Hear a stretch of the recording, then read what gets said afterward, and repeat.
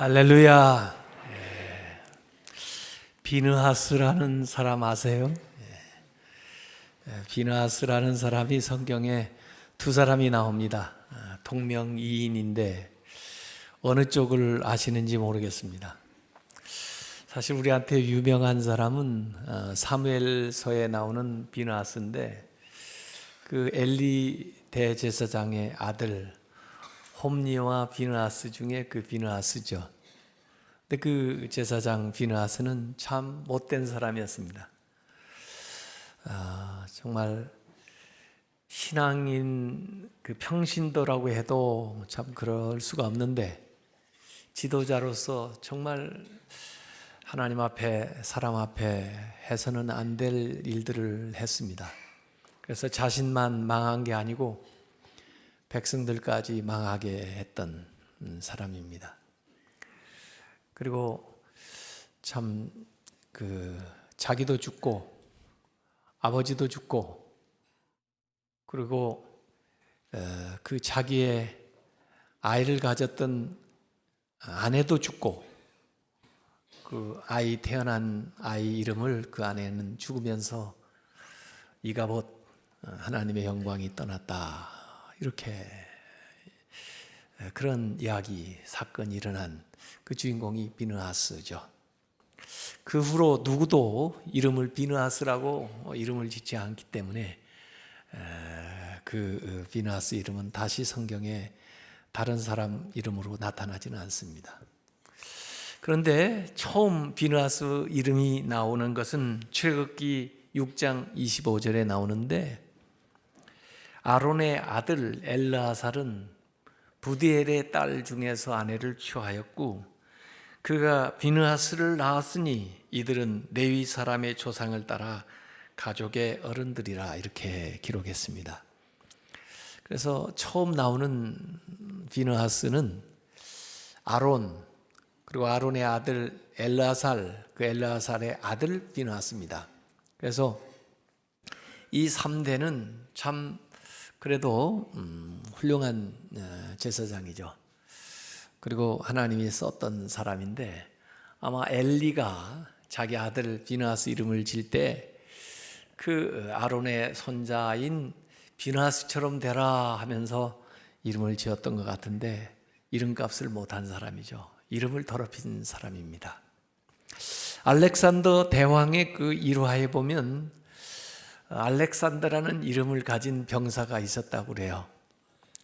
그 병사는 자기가 황제하고 같은 이름을 가진 걸 늘 자랑스럽게 여기는데 그러나 실제로 생활하는 모습은 게으르고 군기가 빠지고 그리고 종종 말썽 부리고 그의 이 알렉산더 대왕이 그 병사를 호출을 한 겁니다. 너 이름이 나하고 같은 알렉산더라며. 그런데 듣자 하니 네 생활이 너무 엉망이라더라. 너 앞으로 둘 중에 하나 해라. 정말 알렉산더처럼 살든지 그러지 않으려면 네 이름 바꾸라. 그랬다고 그래요. 우리가 크리스찬입니다. 주님께 붙은 사람이라는 명예로운 이름인데 주님을 닮은 삶을 살지 않는다면 그 이름을 욕보이는 거죠. 이 비느하스에 대한 이야기가 오늘 민수기 25장에 쫙 나와 있습니다. 이 민수기 25장 한 장에 걸쳐서 그 중요한 사건을 설명을 하고 있는데 이 민수기 25장을 이해하려면 민수기 20장부터 봐야 이해할 수 있어요. 그래서 요사이 우리가 성경을 통독하고 있기 때문에 또 이미 이번 주간에 여러분들이 이 부분을 다 읽었을 테니까 제가 편안하게 말씀을 드리겠습니다. 민수기 20장에는 무엇이 나옵니까? 모세의 누나 미리암이 죽는 기사부터 나옵니다. 그 미리암은 사실 모세에게 어머니 같은 사람이죠. 보이게 보이지 않게 잘 모세를 뒷받침하면서 물론 실수도 있었지만 광야에서 이스라엘을 지도한 3인방 모세, 아론, 미리암, 그렇습니다. 미리암은 연장자였고 또 아론도 3살 모세보다 많았는데 이 광야에서 이제 막바지에 이르러 가지고 민수기 25장 그쯤에서 이제 미리암도 죽고 그리고 5개월 후에 아론도 호른산에서 죽고 참 여러 가지 어려운 일들이 많이 생겼습니다.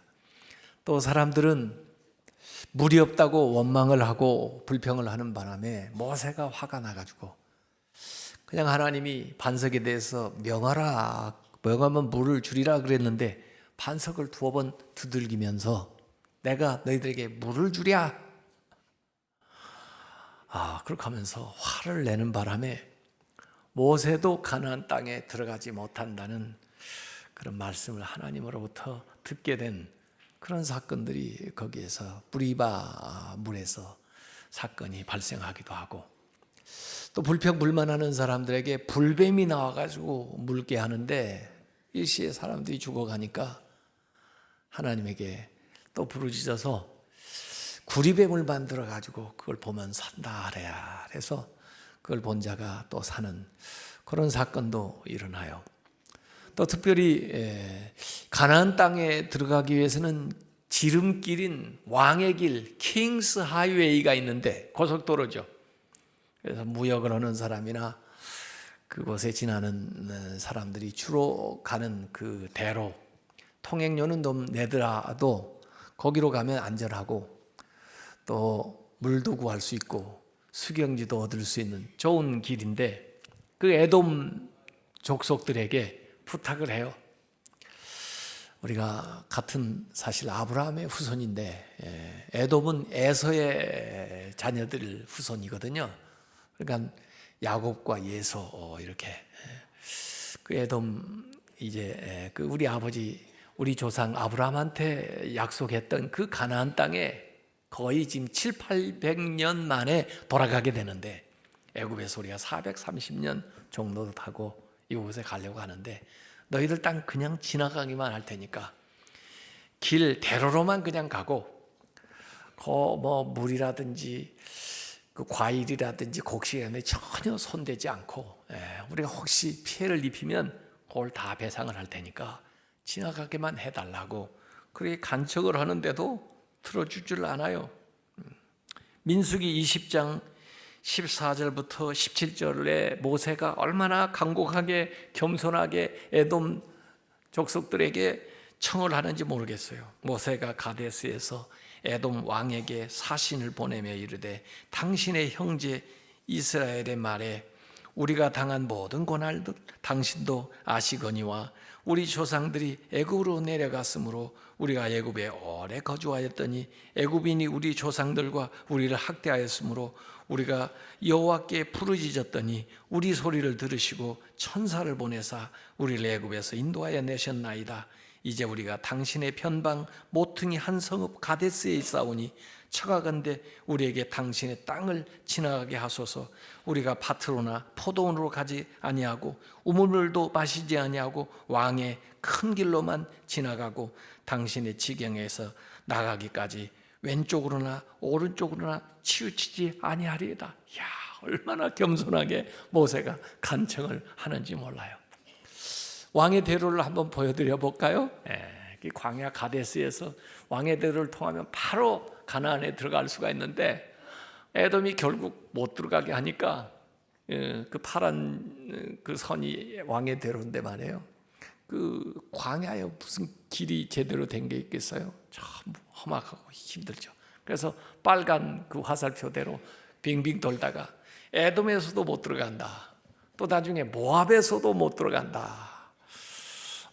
이 모압 암논은 또 롯 아브라함의 조카의 그 후손들이니까. 근데 하나님이 또 그들은 치지 마라 그래요. 전쟁을 하지 마라 그래서 할 수 없이 돌아가는 그런 상황이 이 민수기 20장에 진행이 되고 있습니다. 민수기 20장 18절에 에돔 왕이 이 간청에 대해서 대답하는 걸 보세요. 너는 우리 가운데로 지나가지 못하리라. 내가 칼을 들고 나아가 너를 대적할까 하노라. 그래서 아마 에서의 후에 닿아요. 내 칼 들고 나가서 맞고 들었을 테니까 칼 맞으려면 이리 오고 그러지 않으면 이리 못 간다 이거예요. 그래서 이 어려운 일들이 일어나고 결국 광야길로 돌아가다가 다른 족속들하고 전쟁을 벌이는 것들이 민수기 21장에 나오고 연속해서 어려운 일들이 반복되는 거예요. 미리암 죽고 5개월 후에 아론도 죽고 결국 같은 해에 모세도 느보산에서 죽게 되는 이런 일련의 어려운 지경에 오늘 민수기 25장 사건이 일어난다 하는 것을 기억을 해야 됩니다. 이제 모세 또 이스라엘이 아랏과 아모리인들, 사실 그 아모리인들은 모압 땅을 침범해가지고 살고 있는, 어찌 보면 모압 사람들에게 원수 같은 족속들이고 그러면서도 어떻게 대항을 못하는 그 아모리인들인데 그 아모리인을 치고 들어오는 겁니다. 그러니까 모세가 힘이 없어서 모압을 못 치는 게 아니에요. 하나님이 치지 말라니까 치지 마는 것 아는데 이 아모리인을 치고 들어오는 것을 보고는 모압이 다급해져 가지고 모압을 못 치려고 하는 건 아닌데 이스라엘을 저주하려고 그 당시에 좀 신통하다는 이 점술사를 초빙을 하는 겁니다. 그것도 멀리 지금으로 말하면 시리아, 그 메소포타미아 그 유브라데 그 쪽에 사는 성경에는 선지자 그러니까 이게 무슨 하나님의 교회의 선지자인가 이렇게 혼돈을 할 수가 있는데 이 점술가예요. 요새서 말하면 신통한 무당 이런 정도예요. 그 발람이라는 사람을 청빙해 오는데 처음에는 안 가려고 하는 것을 물질로 회유하는 거예요. 그런데 하나님께서 이 얘기를 합니다. 가라. 가기는 간대 내가 시키는 말만 해야지 내가 시키지 않는 말을 했다가는 너 죽을 줄 알아라 그래요. 그래서 가려고 하는데 가는데 아니 이번에는 나귀가 가지를 않고 그래요. 이 나귀가 말을 안 듣는다고 자꾸 때리니까 극기하는 나귀가 왜 때리냐고 그래요. 내가 평소에도 말을 안 듣더냐 말이야. 이유가 있지 않냐 말이야. 그래 보니까 여호와의 사자가 막아서고 있는 거예요. 나갔다가는 진짜 죽게 돼 있는 거죠. 그래서 나귀가 먼저 보고 얘기하는 겁니다. 그 대목을 성경을 읽으면서 아니 언제나 하나님이 가라 그러더니 왜 또 막아? 이렇게 의심하는 사람 좀 질문이 생길 텐데 경고죠. 이중 경고예요. 이런 사람들한테는 사실은 2번 경고하는 것도 부족하죠. 3번, 4번 경고해도 제대로 말을 안 듣는 경우가 많거든요. 그래서 다시 가기는 가되 내가 시킨 말 외에 다른 말을 했다가는 죽을 줄 알아. 그래서 갑니다. 그래가지고 모압 왕 바락이 청을 하는 거죠. 저 이스라엘이 올라오고 있으니 올라가서 산 위에서 보고 저주를 해라. 네가 필요한 것 다 공급하겠다. 재물이든 뭐든 다 구비하고 그 다음에 너희한테 복비든 뭐든 다 이렇게 주고 그런데도 3번 연거푸서 계속 저주를 하지 않고 축복을 해줍니다. 축복을 합니다. 그래 왜 너는 저주를 하지 않고 복을 빌어주냐 오히려 그랬더니 난 이 얘기밖에 할 수가 없다. 그리고 이게 사실이다. 그렇게 얘기하는 거예요. 사실 4번째도 하는데 4번째 복을 빌어주면서는 메시아에 대한 예언까지 하는 거예요. 그게 민수기 24장 17절에 나와 있어요. 그래서 아무리 저주를 하려고 해도 저주할 수 없고 복을 빌어주게 복을. 하나님이 책임지는 여러분들은 어느 상황이 돼도 누가 무슨 말을 해도 그걸 변해서 하나님이 복이 되게 하실 줄로 믿으시기 바랍니다. 어쨌든 이 무당은 좀 신통한 무당인 것 같아요. 알아보는 거죠. 하나님 그리고 또 하나님 말씀 듣고 우리 교인도 어떤 분 간증을 들으니까요 무당이 전도해서 나왔다는 사람이 있더라고요. 그래서 어떻게 무당이 전도를 해요? 그랬더니 자기가 정말 일도 안 되고 몸도 아프고 뭐 그래서 신통한 무당이 있다고 그래서 찾아가가지고 했더니 그 무당이 당신은 교회 나가야 돼. 그래야 문제가 해결돼. 그런 바람에 교회 나왔다는 사람이 있어요. 그래서 내가 그 무당 참 신통하다. 이 바람이 그런 발람이 그런 수죠. 자, 그래가지고 대지를 아니까 24장에 각각 헤어졌어요. 바락하고 발람하고.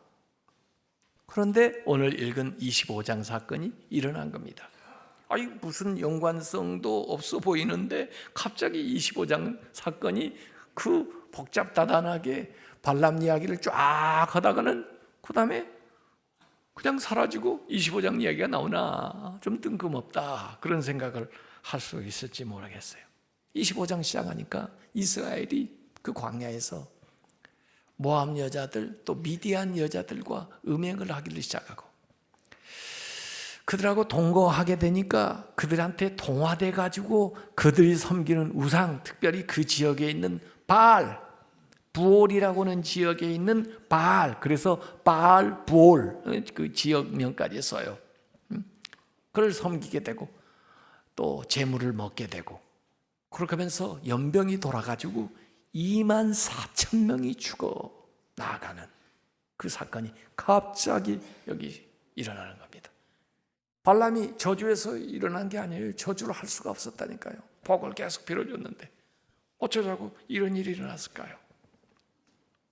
그러니까 모세가 하나님 앞에 가서 또 엎드렸겠죠. 하나님 이게 무슨 일입니까? 그랬더니 그 죄에 대해서 알게 해주시고 그 다음에 지도자들을 데려다가 또 그 죄를 색출해서 척결하라는 말씀이 들리고 사람들은 전부 이제 초상이 났으니까 울고 회막해서 난리가 일어났는데 그 와중에도 어떤 히브리 남자가 어떤 미디안 여자를 데리고 자기 회막에 들어가서 또 그런 음행을 저지르는 참 인간이 이렇게까지 악할 수 있을까? 인간이 이렇게 무감각할 수 있을까? 하는 사건이 발생을 해요. 그걸 보고는 비나스가 눈에 불이 일어나가지고 가슴이 불이 일어나가지고 창을 가지고 그 장막에 들어가지고 그 남녀를 이 창으로 찔러가지고 두 사람을 죽이는 사건이 오늘 거기에 일어나는데 창으로 찔러 그 두 사람을 죽이는 그 순간에 연병이 싹 사라지는 전염병이 그치는 그 사건이 거기에 일어나는 거예요. 그때 죽은 사람이 24,000명인데 만약에 비느하스가 일어나서 그 일을 척결하지 않았다면 더 많은 사람들이 심지어 그 민족이 멸살할 수 있는 그런 위기에 처했었다 하는 말씀이 거기에 나오는 겁니다. 그래서 11절에 25장 11절에 제사장 아론의 손자 엘르아살의 아들 비느하스가 내 질투심으로 질투하여 하나님이 질투하는 그 마음을 같이 느껴서 질투하여 이스라엘 자손 중에서 내 노를 돌이켜서 내 질투심으로 그들을 소멸하지 않게 하였도다. 그러므로 말하라. 내가 그에게 내 평화의 언약을 주리니 그와 그의 후손에게 영원한 제사장 직분의 언약이라. 그가 그의 하나님을 위하여 질투하여 이스라엘 자손을 속죄하였음이니라 그랬습니다. 하나님의 그 심정을 느낀 거예요. 그러고는 그냥 있을 수가 없었던 거예요. 그래 불이 일어나서 나가가지고 그 불의를 참지를 못하고 그냥 척결하는 이 비느하스를 하나님께서 칭찬하시는 거예요. 그러지 않았으면 비느하스가 막아서지 않았다면 내가 저희들을 직접 진노했을 텐데 비느하스가 내 마음을 느끼고 내 심정으로 중재자가 되었으니 내가 그 비느하스를 봐서라도 재앙을 거둬간다 하는 말씀이 거기에 나오고 이 비느하스는 영원히 제사장이 되고 그 자손들이 잘 될 것이다 하는 평화의 언약을 이 비느하스에게 주시는 말씀이 오늘 민수기 25장에 나온 사건이에요. 비느하스 같은 사람, 주님의 심정을 같이 느끼는 사람, 주님의 생각을 같이 나누는 사람, 이 질투한다는 건 열심인데 주님의 그 열심을 가슴에 품은 사람, 이런 사람을 하나님 찾으시고 그런 사람을 통해서 역사하시고 또 그런 사람들 때문에 다른 사람의 죄를 사해 주시고 그들이 주님 앞에 중보자가 된다, 그런 얘기들이요. 성경에도 그런 사람들이 종종 나옵니다. 한나라는 여인이 여자지만은 주님 앞에 기도하다가 하나님과 심정이 통해요. 마음이 통하는 거죠. 그래서 하나님 앞에 기도하게 되고 또 하나님은 그에게 아들을 주고 그리고 이스라엘의 새로운 역사를 이루어요. 다윗 골리앗 앞에 나아갔을 때 하나님의 심정을 다윗이 느끼게 되는 거죠. 아니, 하나님의 이름을 모독하고 저 골리앗이 하나님의 백성을 저렇게 모욕하는데 내가 아무리 아이라도 이럴 수 없다. 그 하나님을 향한 그 질투심, 열정으로 나아가니까 하나님이 그를 도와서 이스라엘 왕까지 만들어주잖아요. 엘리야도 우상 숭배하는 이스라엘 백성들 아합 이들을 볼 때 견딜 수가 없어요. 마음에 불이 일어나요. 그것이 엘리야의 제단에 하나님의 불로 나타나요. 느헤미야, 하나님의 성전이 회파되고 그렇게 멸시받는 걸 두고 볼 수가 없어요. 하나님의 심정이 느껴지는 거예요. 누가 하나님의 심정을, 누가 하나님의 마음을, 누가 하나님의 생각을 같이 공유할 수 있느냐? 하나님의 말씀을 많이 읽고 묵상하는 사람이에요. 하나님의 말씀을 많이 읽고 묵상할수록 하나님의 마음이 느껴져요. 하나님의 생각이 느껴져요. 하나님의 사랑이 느껴져요. 하나님이 무엇을 싫어하는지 알게 돼요. 하나님이 나를 통해서 무엇을 하고 싶은지 알게 된다니까요. 심정이 통하게 되는 거예요. 제가 어제 체코 그 프라하에 있었어요. 거기 광장에 가면요, 이 광장 중앙에 얀 후스라고 하는 사람의 이 동상이 있어요. 제가 사진을 찍어 왔는데요, 얀 후스가 가운데 있고요, 그 주변에 한 10명의 또 얀 후스와 함께하던 개혁자들이 거기 같이 있어요. 이 얀 후스는 1415년에 종교개혁이 1517년에 일어났으니까 종교개혁보다 100년 전에 교회 개혁을 부르짖다가 로마 캐톨릭 교회에 있어서 화형을 당해가지고 죽은 사람이에요. 그때 27명이 같이 화형을 당했는데, 그래서 이 존 후스를 종교개혁의 선구자라고 그래요. 종교개혁을 일으킨 사람이 루터지만 루터보다 100년 전에 후스가 있었고 또 후스 전에 영국의 위클리프라고 하는 사람이 있었어요.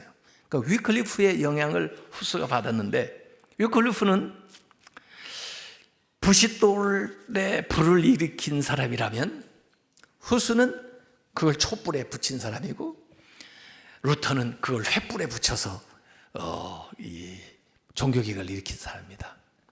이 후스의 주장 가운데 중요한 게 많지만은 그 당시에 이제 로마 캐톨릭의 신부의 그 사죄권에 대해서 또 면죄부를 파는 것에 대해서도 물론 반대한 사람이지만 중요한 것은 성만찬식을 하는데, 오늘 세계 성만찬주일 아니에요?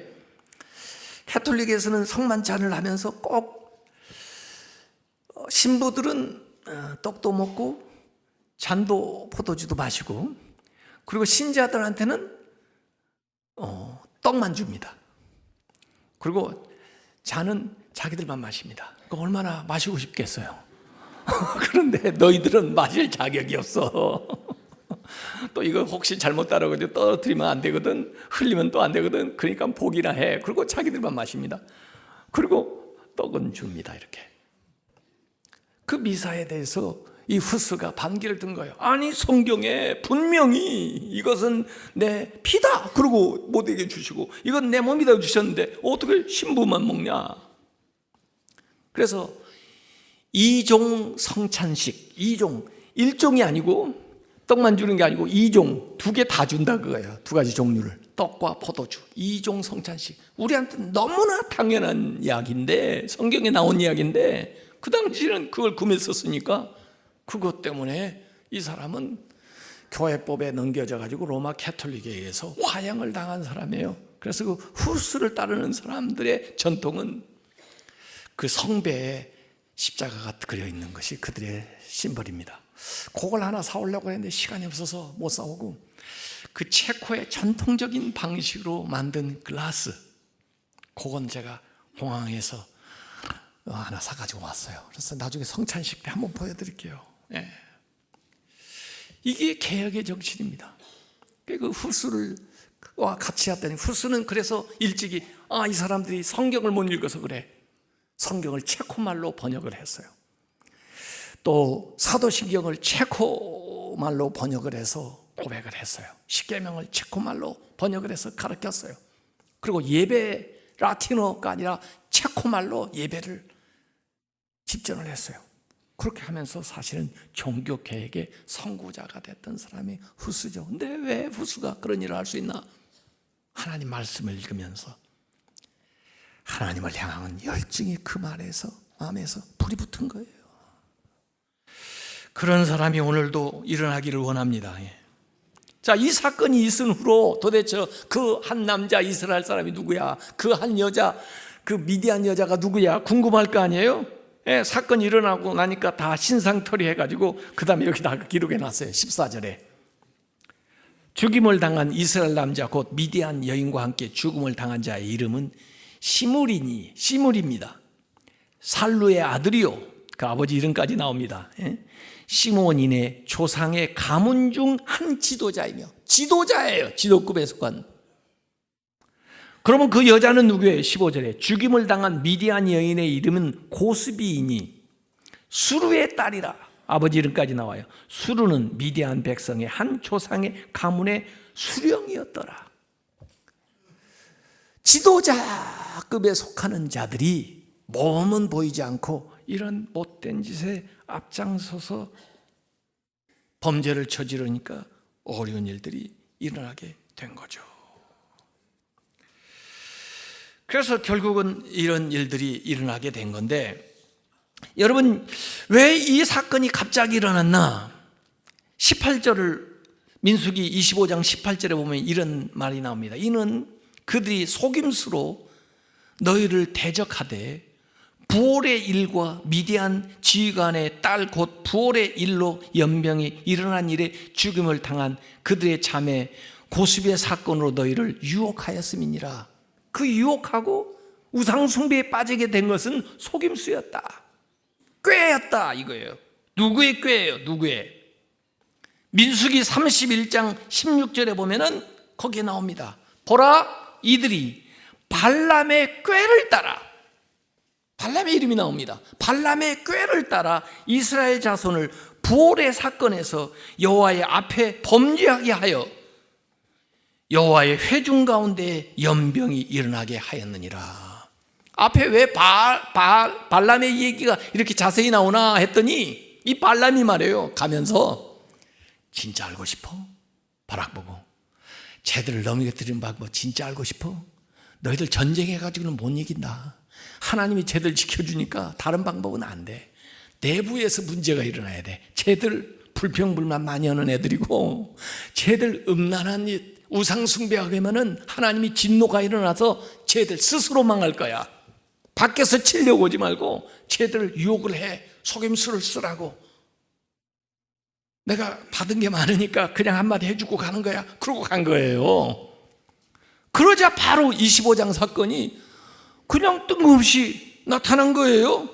그래서 이렇게 됐는데, 나중에 조사를 다 하고 보니까 이런 남자 여자가 관련돼 있고 이런 발람의 꾀가, 속임수가 들어가 있었더라 하는 이야기가 여기에 나오는 겁니다.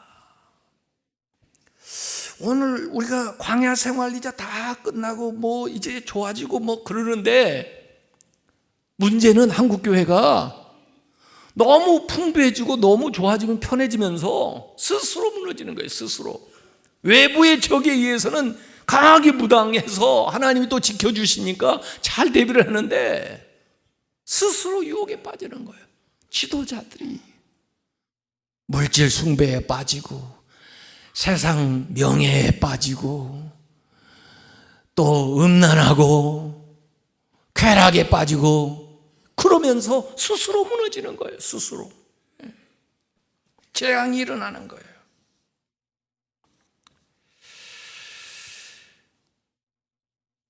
그래서 하나님께서 이 비느하스를 통해서 저들을 다시금 세워주시고 또 하나님께서 그 재앙을 막아주셨다 하는 이야기가 여기 나오는 겁니다. 너희들이 이제 너희 자손이 영원히 제사장이 되리라 그랬는데, 역대상 6장 4절부터 15절에 보면은 이 비느하스의 족보가 쫙 나와요. 근데 위에 아론부터 시작해서 엘르아살, 비느하스, 그 아들은 아비수와 그 다음에 붓기, 사독, 아이마아스, 이렇게 쭉 이스라엘의 아주 유명한 훌륭한 제사장 가문을 그 자손이 이루어 나가는 족보 얘기가 역대상 6장에 나와 있어요. 시편 106편 28절에서 31절까지 보면 그 후에 시편에도 이때의 사건을 잊어버리지 말라고 상기시키는 거예요. 그들이 또 부올의 바알과 연합하여 죽은 자에게 제사한 음식을 먹어서 그 행위로 주를 경노하게 함으로써 재앙이 그들 중에 크게 유행하였도다. 그때 비느하스가 일어나서 중재하니, 하나님과 그들 사이를 중재하니 이에 재앙이 그쳤도다. 이 일이 그의 의로 인정되었으니 대대로 영원까지로다 그랬습니다. 중재자, 예수 그리스도의 표상이 어찌 보면요, 예수 그리스도도 우리를 위해서 중보자, 중재자가 되거든요. 우리에게 임할 심판을 예수 그리스도가 대신 막아서서 예수 그리스도의 십자가로 우리를 용서받을 수 있도록 죄를 끝장내고 하나님의 의와 하나님의 생명이 우리에게 임하도록 만든 게 예수 그리스도잖아요. 이 비느하스가 그들에게 임하는 그 재앙에 일어서서 그 죄의 근본을 해결함으로써 하나님과 중재가 되고 그 다음에 그를 통해서 재앙이 그쳤다는 이야기가 거기 나와요. 민수기 31장에 넘어가면요, 결국 모세가 이제 그걸 알고 미디안에게 원수를 갚아야 된다. 24,000명이 죽었으니 각 지파별로 1,000명씩 모여라. 그래가지고 12,000명을 모아가지고 그 다음에 미디안 쪽에 보낼 때, 그때 누가 선두에 서느냐? 비느하스가 선두였습니다. 민수기 31장 6절에 보면 모세가 각 지파에 1,000명씩 싸움에 보내되 제사장 엘르아살의 아들 비느하스에게 성소의 기구와 신호 나팔을 들려서 그들과 함께 보내매 그들이 여호와께서 모세에게 명령하신 대로 미디안을 쳐서 남자를 다 죽였고, 이때 발람도 목숨을 잃게 돼요. 민수기 31장 8절에 그 죽인 자 외에 미디안의 5 왕을 죽였으니, 미디안의 왕들은 이름이 나와요. 에위와 레겜과 수르와 후르와 레바이며 또 부올의 아들 발람을 칼로 죽였더라 그랬습니다. 여호수아서 13장 22절에도 그 기사를 다시 얘기하면서 이스라엘 자손이 그들을 살려가는 중에 부올의 아들 점술과 발람도 칼날로 죽였더라 라고 여기 나와 있습니다. 모세가 신명기에 느보산에서 마지막 남기는 설교에도 이때의 사건을 잊을 수가 없으니까 다시 언급하면서 거울로 삼으라고 이 얘기를 하고 있어요. 신명기 23장 4, 5절에 나옵니다. 그들은 너희가 애굽에서 나올 때 모압, 에돔 사람들이죠. 떡과 물로 너희를 길에서 영접하지 아니하고 메소포타미아의 부돌 사람 부올의 아들 발람에게 뇌물을 주어 너희를 저주하게 하려 하였으나 너의 하나님 여호와께서 너를 사랑하심으로 너의 하나님 여호와께서 그 저주를 변하여 복이 되게 하셨나니 이렇게 나옵니다. 여호수아서 24장 9절에서 10절에도 보면 또한 모압 왕 십볼의 아들 바락이 일어나 이스라엘과 싸우더니 사람을 보내어 부올의 아들 발람을 불러다가 너희를 저주하게 하려 하였으나 내가 발람을 위해 듣기를 원하지 아니하였으므로 그가 오히려 너희를 축복하였고 나는 너희를 그의 손에서 건져내었다라고 나옵니다. 예수 믿는 우리를요, 밖에 있는 사람들이 아무리 저주한다고 저주가 되질 않습니다. 오히려 하나님이 그걸 바꿔서 축복이 되게 하는 걸 믿으시기 바랍니다. 우리 내부가 문제예요. 내 스스로가 문제예요. 느헤미야서 13장 2절에 느헤미야 그 후에 오랜 후에 지난 다음에 느헤미야가 이 얘기했어요. 13장 2절에 이는 그들이 양식과 물로 이스라엘 자손을 영접하지 아니하고 도리어 발람에게 뇌물을 주어 저주하게 하였음이라. 그러나 우리 하나님이 그 저주를 돌이켜 복이 되게 하셨다 하였는지라. 이게 미가서에도 나오고요, 결국 신약에 와서 베드로 후서 2장 15절을 17절에도 나와요. 베드로 후서. 베드로가 그렇게 얘기했습니다. 그들이 바른 길을 떠나 미혹되어 부올의 아들 발람의 길을 따르는도다. 그는 불의의 싹을 사랑하다가 자기가 불법으로 말미암아 책망을 받되 말하지 못하는 나귀가 사람의 소리로 말하여 이 선지자의 미친 행동을 저지하였느니라. 이 사람은 물 없는 샘이요 광풍에 밀려가는 안개인지 그들을 위하여 캄캄한 어둠이 예비되었다라고 이 얘기를 하고 있어요. 성경의 마지막 책인 요한계시록에도 이때의 사건을 2장 14절에 이렇게 이 얘기를 해놨어요. 요한계시록 2장 14절. 그러나 너에게 두어 가지 책망할 것이 있나니 거기 너에게 발람의 교훈을 지키는 자리 있도다. 발람의 교훈이라는 게 뭐 대단한 무슨 좋은 가르침이 아니에요. 발람의 꾀라는 거죠. 발람의 그 속임수죠. 그걸 따르는 자들이 있더라. 발람이 발악을 가르쳐 이스라엘 자손 앞에 걸림돌을 놓아 우상의 제물을 먹게 하였고 또 행음하게 하였느니라 라고 요한계시록에도 분명히 밝히고 있습니다. 이 발람의 일에 대해서 우리가 성경을 읽으면서 이렇게 조금 혼돈하는 게, 어디다가 보면 이렇게 교훈이라는 말로 나오기도 하고 무슨 선지자라고 나오고 그러니까 이게 좀 혼동되는 거예요. 이건 그야말로 무당 박수의 속임수예요. 마치 그 서양에도 보면 말이에요, 뭐 부두 인형 가져다가 주술 하면서 바늘로 꼭꼭 찔러요. 우리 옛날에 뭐 장희빈 그게도 나오던가 그러던데, 그래봤자 성도들을 어렵게 하거나 힘들게 할 수는 없어요. 하나님이 지켜주셔요. 문제는 우리 내면에 있는 거예요. 내면에. 그래서 내면을 잘 살펴야 되는 것입니다. 그리고 우리 가운데 지금 잘못된 풍조, 교회 지금 흐름이 잘못되어 있고 이렇게 갈 때에는요, 말씀에 우리가 바로 서야 돼요. 말씀을 읽어야 하나님의 심정이 우리에게 느껴지죠. 그리고 말씀 안에서 우리가 분연히 일어나야 돼요. 비나스처럼. 내년이 종교개혁 500주년인데요 그 하나님의 심장을 가지고 우리가 잘못된 것, 고쳐야 될 것들을 하나씩 고쳐나가야 돼요. 바로 잡아가 나가야 돼요.